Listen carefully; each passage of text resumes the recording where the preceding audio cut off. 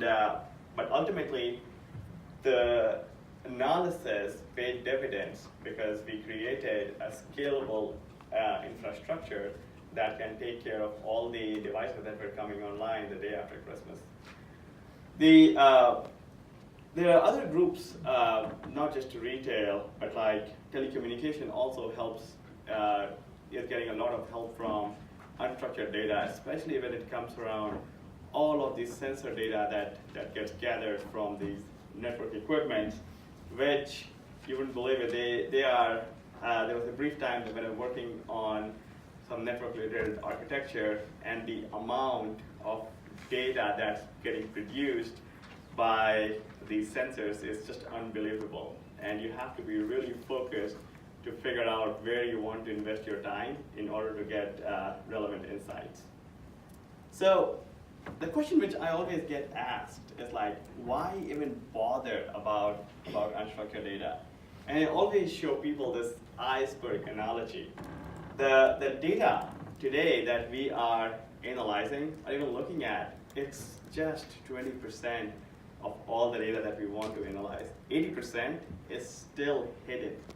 It's somewhere, it's stored away for storage. We never look at it. We know that it exists, and we hope that one day we'll go in, we'll analyze all of this, but that one day almost never comes in our lifetime. And the funny part is, and kind of a challenging part is that all of this data is growing at almost 60% cumulative average growth rate. So it's a big deal. And of course, there are difficulties in mining that data. The deeper in this iceberg it goes, the harder it becomes to mine them out. So just to recap what I just said, what do we know so far? Unstructured data, structured data comprises about 20% of the overall stored information. The rest is just unstructured data comprised of pictures, text, blogs, photos, videos. It's of course, today, in most of the cases, unstructured data is treated as a burden. It's something that we have to store, in many cases for regulatory compliance, but we never go in and retrieve that archived information and try to make sense out of it. And lastly, the visualization efforts around the unstructured data has not been as developed as the visualization around the structured data. And it's just the case that we tend to work on what's in front of us. Of course, out of sight, out of mind kind of an analogy, but unstructured data visualization has not been given appropriate thought or effort to develop those sources. And I hope, like, as we all recognize the importance of unstructured data in analyzing, I think it will eventually become one of the credible sources for building our analytic story and the business story at the same time. The one thing which I always say is, whenever we attempt to visualize unstructured data, it is crucial for us to create and maintain a rich set of metadata. And I'll speak more to it when we get to data warehousing and data lakes on how that metadata, the rich metadata, combines with the storage of the actual media files. So what are the different ways or different steps that I have used in making sense of unstructured data? So these are like roughly the 6 things that I always care about as we think about unstructured data. The number 1 is setting goals. So the first thing which I always ask myself is that, what do I need? Do I need a simple number? Do I need to know a trend? What is my end goal? And it's very important to define the end goal up front. There have been cases when we would start up with an experiment, and the goal of the experiment will be, let's say, this particular feature should improve our retention by X%, but then what we found out that it does not do any justice to retention, but hey, my revenue increased. Should we launch this project? As from a data science perspective, I'm very anti such such launches, because when the hypothesis was being created for such an experiment, the hypothesis was around retention. If we are seeing a secondary effect, that needs to be analyzed more, or maybe needs to be retested with a sound hypothesis up front before we even decide if it should be launched or not. Similarly, where there are many companies that try to determine the sentiment of their campaigns. So, how is my marketing campaign perceived? Well, there are many ways in figuring out how marketing campaigns can be perceived. Was our goal to raise the awareness of your product?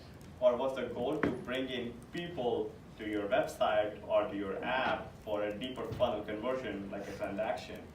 These things should be thought before we set up or embark on our mission to build our analysis. The second thing is connecting our business goals to our analysis goals. This is where I think a data scientist plays a very integral and very important part. For example, am I predicting here if my targeting is working or not?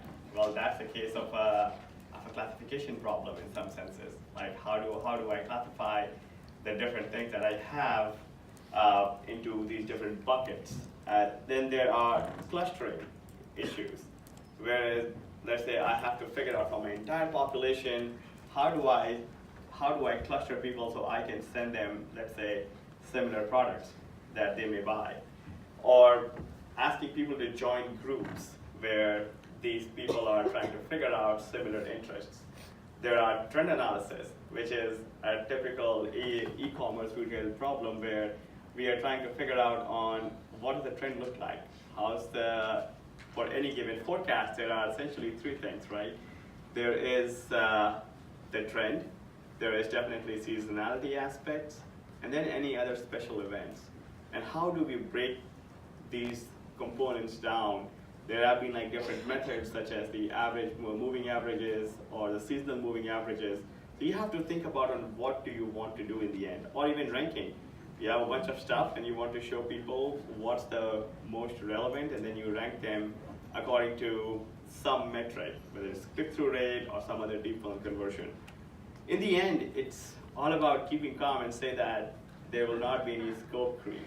Because once you get into scope creep, it will be very hard for you to catch up. And I always say that because there's a very limited time, especially as we are moving. I'm assuming everybody is working on a super fast, light speed project.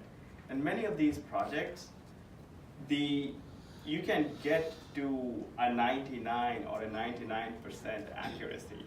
But you always ask the question, at what cost? Are there anything that I need to consider from an external perspective? Are there regulatory burdens, in which case you will have to see, I do need 99.9% accuracy. But if it's not, then you can probably settle for a lower accuracy. Because in many cases, the problem is by the time you get to 99.9% or 99% accuracy, your milepost or your goalpost itself would have moved. You would not be relevant in that industry anymore. So it's very, very, very important for you to think about the cost benefit and always build around a framework on what the costs are and what the benefits are for setting those goals. The next thing is about evaluating these data sources. There has been mushrooming of these data sources. Even when I go in and look for some of the free data sources, even if I do a simple Google search, I think I would land at least 100 data sets for the same thing that I'm trying to figure out. So it's very important, and especially for bigger companies, the number of data sets that you can analyze is more than our typical lifespan, considering you work 40 hours a week. So figuring out which data sets you want to go in and look at becomes very, very crucial. So for example, I always tell people you have to be smart, specific, and you have to ruthlessly prioritize. And the reason why I say that is because I always treat my analysis as on the same framework as a minimum viable product. What is the minimum level of analysis that I can do which can move the product forward? Because guess what? I can go in and try to collect data for creating a deep learning model, but it will take time if I don't have the data today. Or even if I have the data, it may take me more computing efforts. There has been, I would say, more than 50% of the times in my analytics career where I have gone with a rules-based engine compared to doing an SVM or some other sophisticated machine learning modeling. And the reason for that is I am getting the error rates to being within plus minus X%, which is under my tolerance limit. So, having said that, it's better for me to go with a rules-based engine, move the product forward, get more data, and then try to go into a more sophisticated modeling technique. So, similarly, I had another example here, which is around using a combination of rules-based and machine learning. So like a hybrid kind of approach, where you use some of the rules-based methodologies to shrink down your available data sets, and then use the shrinked data sets to be able to go in and analyze. The next thing is, of course, is what data do I need? And in many of these 0 to 1 products, you will have to decide for yourself, at least initially, on how do you set up your environment. So the things that I always take care about is like, what volumes do I need? And just not think about what volume do I need today, but what volume would I need from like 1 year from now or even 5 years from now. And you need to start setting up your infrastructure that will scale to the point that you have like 1 to 5 years from now. That breaks down to what volume, as I just said. There's talks about diversity. Can my storage maintain a diverse set of unstructured data? Can it maintain text? Can it maintain videos and pictures? What is the indexing? For example, if I'm using S3 and I'm using a different index to match to the different media files on some of my other like pointer databases, then I need to be able to figure that piece out. And finally, scalability.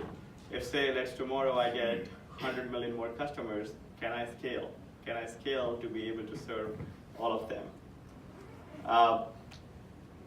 The second question, which always haunts whenever I'm setting up a new environment, is should I go with a data warehouse or a data lake? And I'm sure all of us here would have, I see this a lot of times on LinkedIn whenever I open, is data lake going to drown the data warehouse? Well, this is a very catchy, clickbaity subject. I think there are these two things tell us about very two distinct use cases. For example, data warehouse, they are more expensive, but at the same time they are a highly structured repository. And if you are creating like reports on a daily basis, that's your go-to place. And with data warehouse, like you don't need specialized skills to be able to access. And there are a bunch of tools that are built on for a data warehouse. On the other hand, you have data lakes that have proliferated in the last decade or so. It definitely lacks a structure, but it's easier to spin up.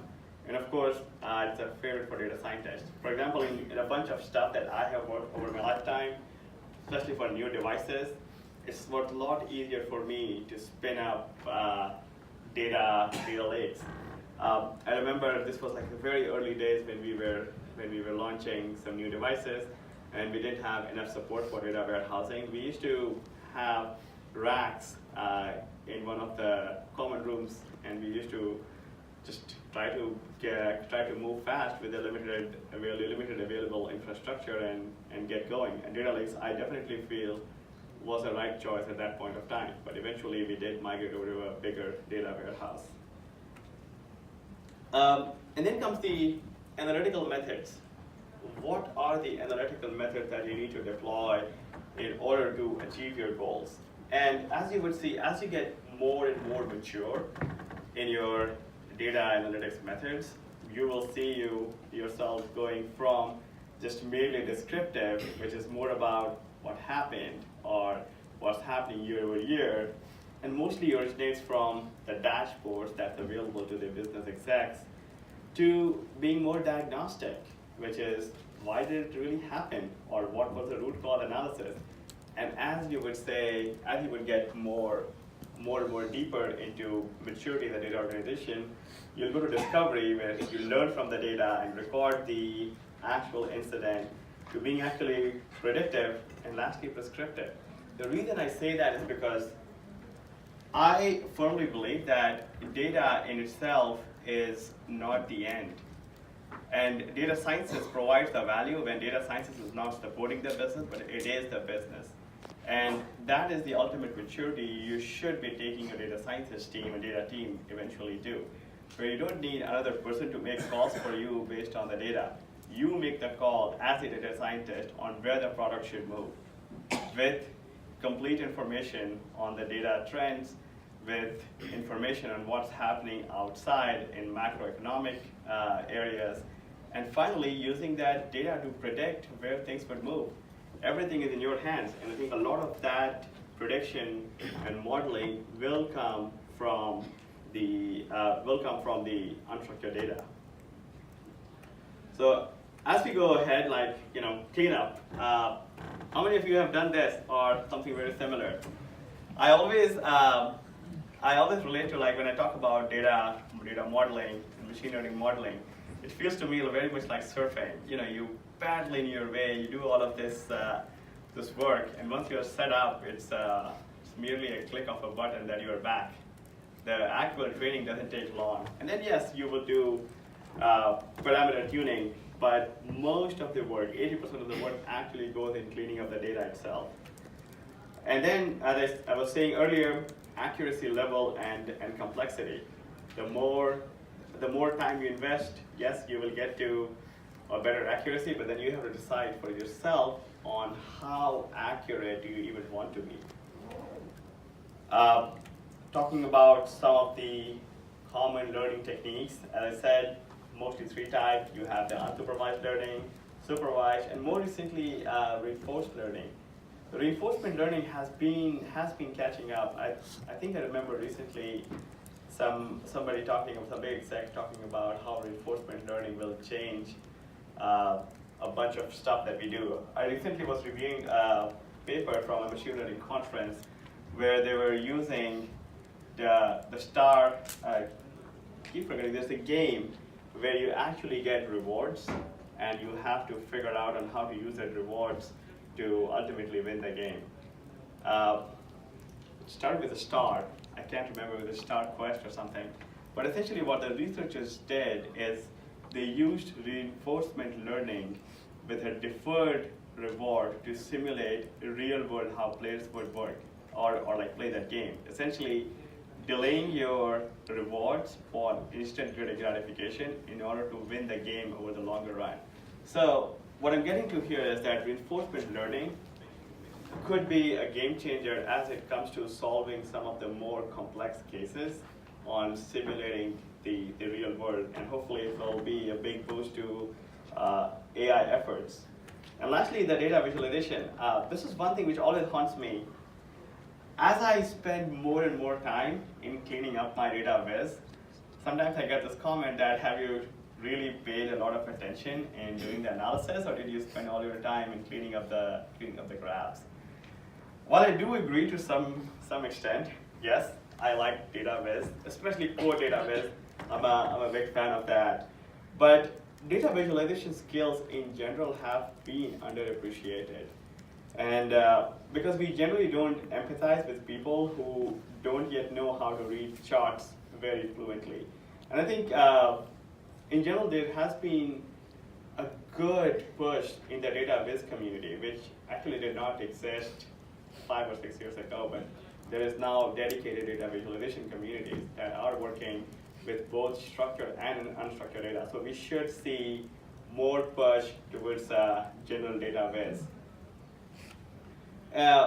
Some of the graphs that are my favorite, this is one of the graphs that I always show on unstructured data. What this one essentially shows you is how a son or a daughter interacts with their dads or moms.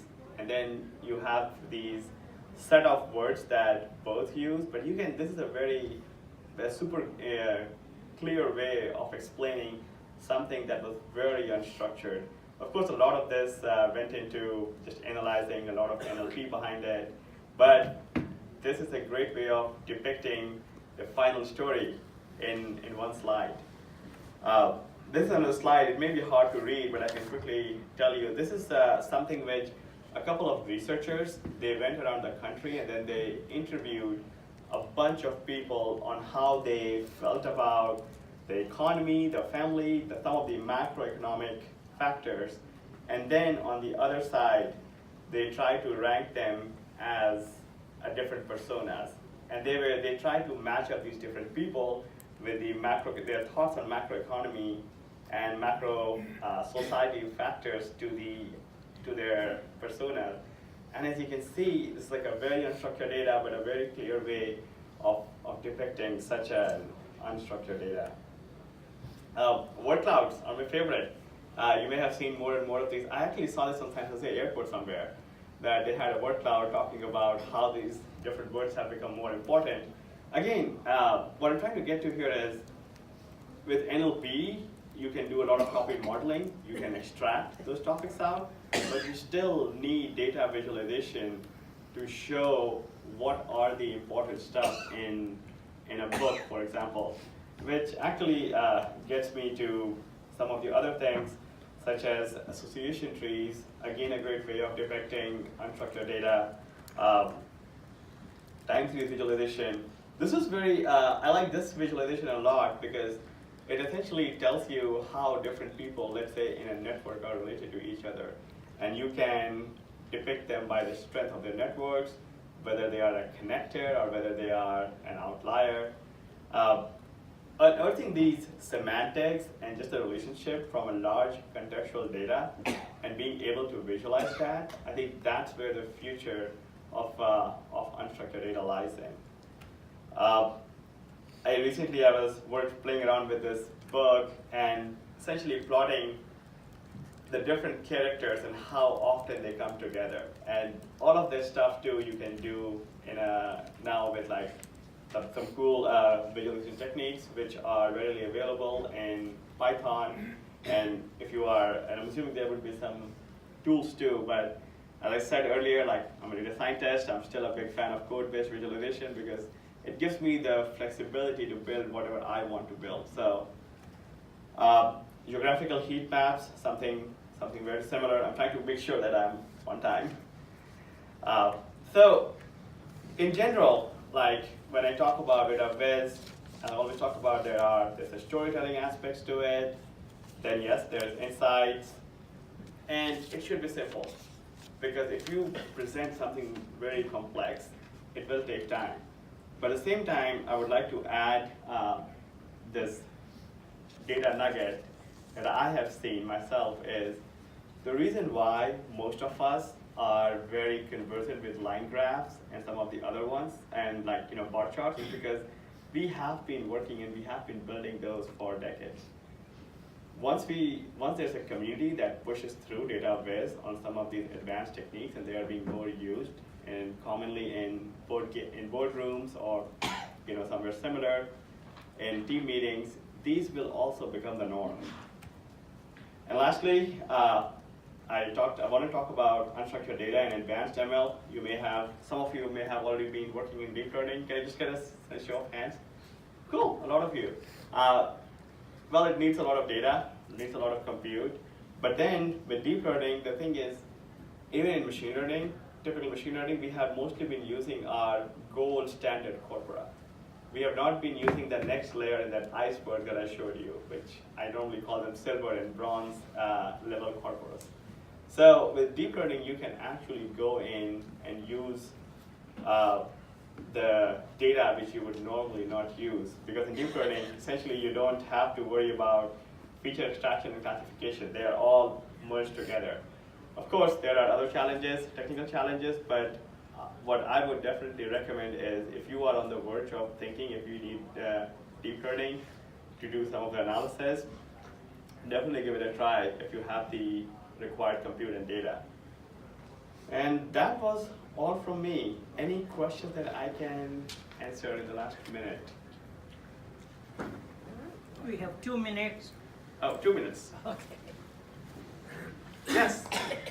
So when it comes to applying analytics for business reasons, it seems like there's kind of a schism. We have people who become technical, and people who are business, and never the twain shall meet. We run into these issues. Do you think, with your experience, we need to be helping business people become more technical, or do we need to be helping technical people become more business oriented if you had to pick one or the other? From my experience, I actually love business people who can run SQLs. I think that's like the bare minimum, I would think, because then the business people don't have to rely on a data engineer to pull data for them, and then things just move faster. If I have to pick one, I would probably pick, because the thing is, there's definitely a supply constraint on technical skills. So if I have to scale, I would put the other, where I would try to make our business people more data oriented and more data savvy, so they can scale their org. And then we can use the technical, the people who have technical skills to do something more, such as like build models or extend the existing models to cover more use cases. Yes? Facebook definitely has biggest data set. So what kind of unstructured data lake your company use? What's the key skill required? I think the key skills in any of these is you need to know how to classify and rank things. So classification and ranking, and these are some of the machine learning models that we have built over time to classify. For example, like when people post something that they want to sell, figuring out what category they belong to. This can be done by a combination of the language models as well as the images. So definitely, like the basic minimum machine learning skills have to be used. Fantastic. Thank you. Good presentation. And we have a break now.